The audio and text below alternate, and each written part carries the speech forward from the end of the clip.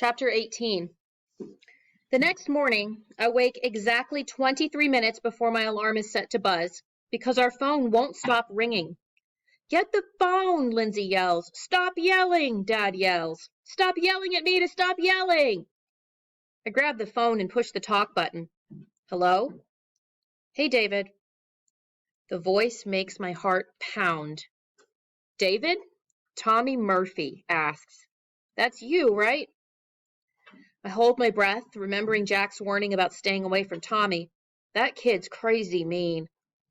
A familiar voice in the background says, It's him.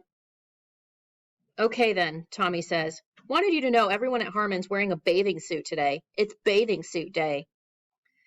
I hold my breath and press the phone against my ear. So make sure you wear the one with the penguins all over it. Before I can find the off button in the dark, I hear Elliot and Tommy cracking up. I hurl the phone across my room and pull my knees to my chest. Hammy startles. Sorry, Ham, I say, my voice cracking. Elliot was here when Mom gave me that bathing suit. He saw how excited she was to find one covered with her favorite animal, penguins. Penguins skiing, penguins sledding, and penguins building snowmen on swim trunks. I thought they were funny until I wore them to Aunt Sherry's pool party. Elliot came with us that year. He stood next to me when Jack said, Cute suit, David. Does it come with a swim diaper? When we got home, I shoved the bathing suit to the very back of my underwear drawer and made Elliot promise he wouldn't tell another human being about those stupid trunks. Granted, Tommy Murphy is not exactly a human being, but still. After that, Mom started buying penguin everything.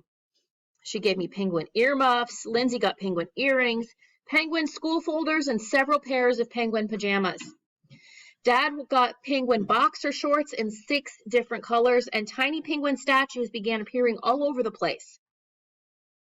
Mom bought a dozen copies of Mr. Popper's Penguins and scattered them through the house.